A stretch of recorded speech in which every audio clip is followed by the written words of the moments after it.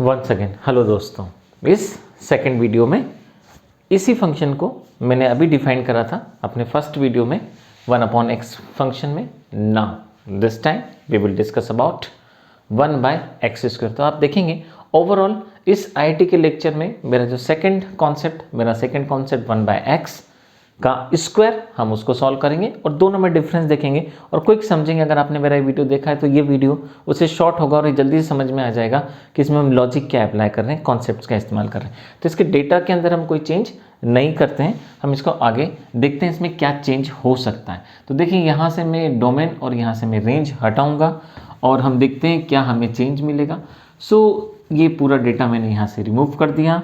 मेरे पास जो इस बार फंक्शन रहेगा my dear student, that function is 1/x²।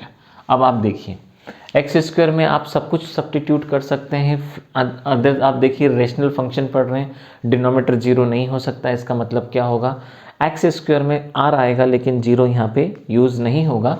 जो पहला फंक्शन था वही फंक्शन का सेकेंड फॉर्म हम देखें तो डोमेन ऑफ फंक्शन में हम जब देखेंगे r एक्सेप्ट क्या हो जाएगा, 0 हो जाएगा, राइट।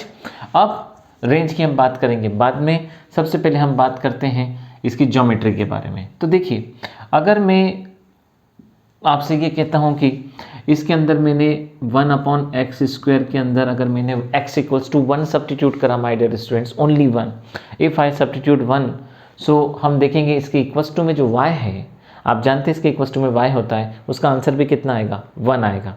दैट मीन्स आप जानते हैं कि अगर मैंने यहाँ पे 1 रखा तो चलिए इसके ग्राफ को ट्राई करते हैं कि इसका ग्राफ एक्चुअल में क्या बनना चाहिए। हमने फिर से वही करा जो इसके पहले करा था, एक y एक्सिस और x एक्सिस ड्रॉ करा। सपोज हम यहाँ पे सब्स्टिट्यूट करते हैं x की जगह 1, हमें मिला 1। अब आप देखिए अगर मैं इसकी जगह 2 पुट करूँगा तो 1/2 का होल स्क्वायर, दैट मीन्स 1/4 और छोटी वैल्यू मिलेगी। अगर मैं 3 यूज़ करूँगा तो 1/9 और छोटी मिली।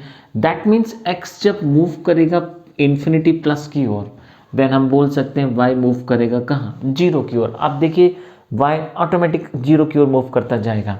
इस ग्राफ को जब हम ड्रॉ करते हैं माय डियर स्टूडेंट्स, इसका ज्योमेट्री कुछ ऐसा बनेगा, लाइक। अब हम आगे सॉल्व करते हैं। देखिए फिर अब मेरे पास में जो डेटा है वो मैंने 1 से स्टार्ट करा था, तो आपको ये ज्योमेट्री जल्दी समझ में आ गया। अब हम जो डेटा इस्तेमाल करेंगे वो डेटा इस्तेमाल करेंगे 0 और 1 के बीच क्या एक मैच करना चाहिए। तो देखते हैं हम 0 और 1 के बीच इसमें क्या मैच करेगा। तो सपोज हम लेके चलते हैं यहाँ पे और हम लेके चलते हैं x की वैल्यू 0 और 1 के बीच हो। आप खुद सोचिए, जब आप इसके अंदर 1 से छोटी वैल्यू रखेंगे, मान लीजिए मैंने 0.9 रखा सपोज, तो 1/0.9 का स्क्वायर जब आप रखते हैं तो यहाँ आपको मिल जाएगा 81 और ऊपर मिल जाएगा 100, राइट। सपोज मैंने यहाँ पे 0.8 रखा तो आप समझ गए होंगे आपको क्या मिलेगा, 100/64। इन दोनों वैल्यू से आप जेई का मैथ्स पढ़ रहे हैं, एक प्रेडिक्शन कर सकते हैं ये स्मॉलर होगा और ये क्या होगा, ग्रेटर होगा, क्योंकि इसका डिनोमिनेटर बड़ा है, इसका डिनोमिनेटर क्या है, छोटा है, तो इसका आंसर डेफिनेटली उससे बड़ा आएगा। और इसी प्रकार अगर मैं यहाँ पे सपोज 0.7 रखता हूँ, उसका स्क्वायर करेंगे तो देखिए कितना निकल के आ जाएगा, 49।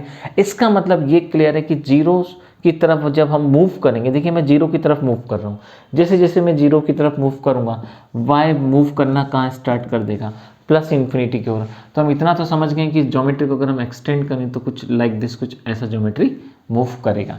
तो this is a geometry of 1/x², where x की जो डेटा हमने इस्तेमाल करा है वो 0 से प्लस इन्फिनिटी के बीच करा है, 0 से आगे का और प्लस इन्फिनिटी जिसका कोई अंत नहीं होता, हम मूव करते जा रहे हैं। This is the my dear student, this is the first phase जो हमने यहाँ पे डिस्कस करा। Now we will discuss about second phase, right. तो चलिए हम थोड़ा सा सेकेंड फेज डिस्कस करते हैं, क्या और इसके अंदर चेंज आ सकता है। तो सेकेंड फेज हम जब इसके अंदर डिस्कस करेंगे इस में, तो अब आप देखिए उसके अंदर नेगेटिव वैल्यू से आप यूज़ करेंगे, बट वेरी इंपॉर्टेंट, x² है, नेगेटिव वैल्यू रखेंगे पर आंसर कभी नेगेटिव नहीं, आंसर क्या मिलेगा, पॉजिटिव।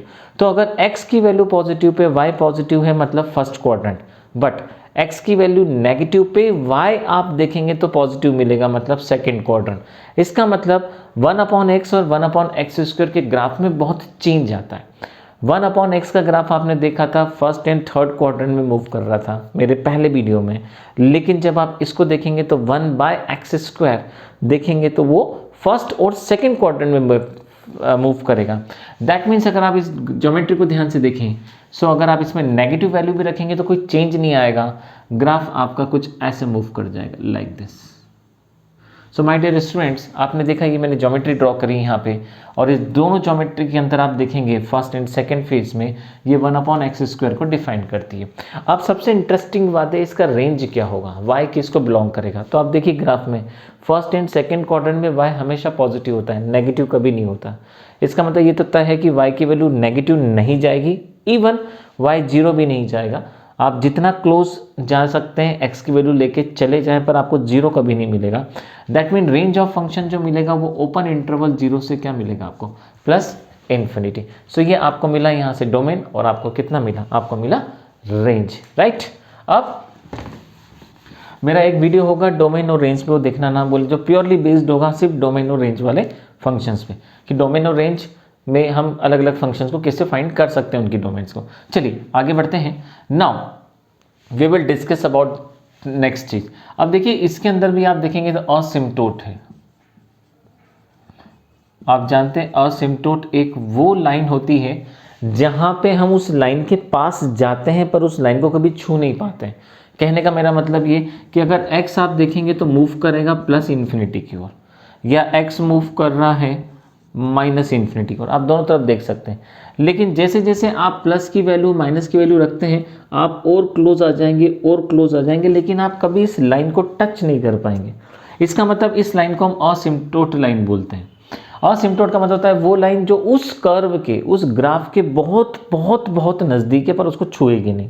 तो इसका मतलब इसका जो असिम्प्टोट निकल के आया वो तो आया एक्स एक्सिस। लेकिन आप ध्यान से देखिए जब x 0 की ओर मूव करता है, चाहे आप लेफ्ट हैंड साइड से जाएं चाहे आप राइट हैंड से जाएं, दोनों स्थिति में आप देखेंगे, देखिए 0 का कोई साइन नहीं होता है, इसलिए मैंने या तो उसको प्लस अप्लाई करूँगा या मैं उसको माइनस। लिखने का तरीका ऐसा होता है, मैंने ऐसा नहीं लिखा है।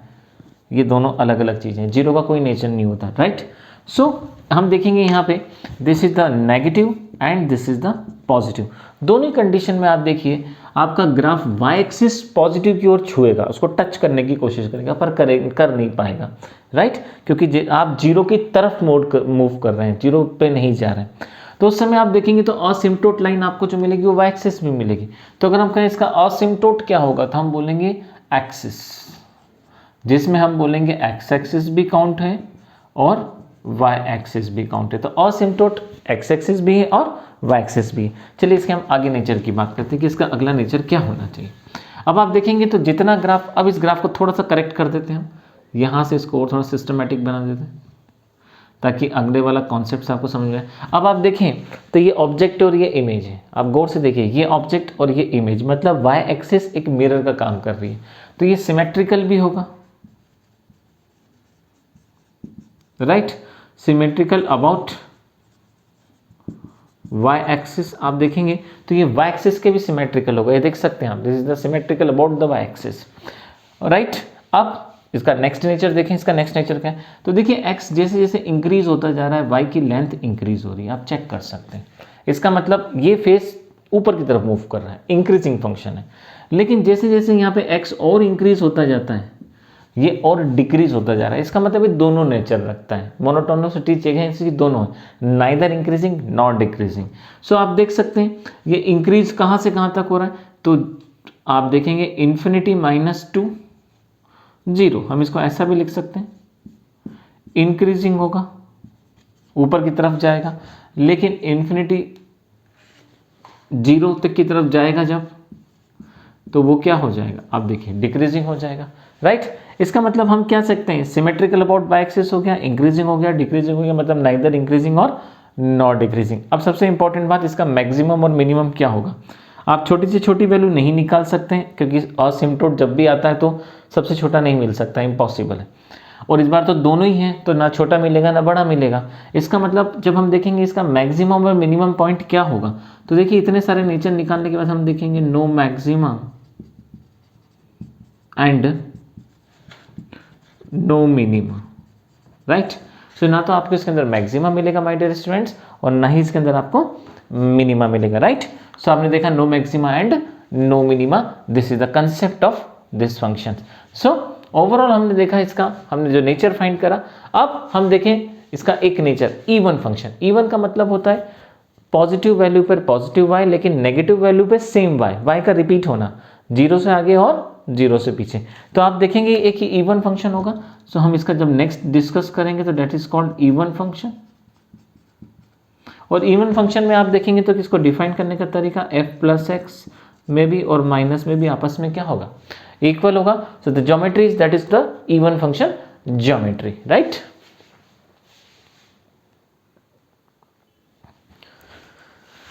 सो माय डियर स्टूडेंट्स, अगर मैं यहाँ x की पावर 2 की जगह x की पावर 4 करूंगा तब भी सेम ज्योमेट्री मिलेगा, थोड़ा सा पास आ जाएगा, वो ऐसा कर्व ऐसा बन जाएगा, पर ग्राफ का ऑलमोस्ट जो सिनेरियो है वो ऐसे ही दिखेगा।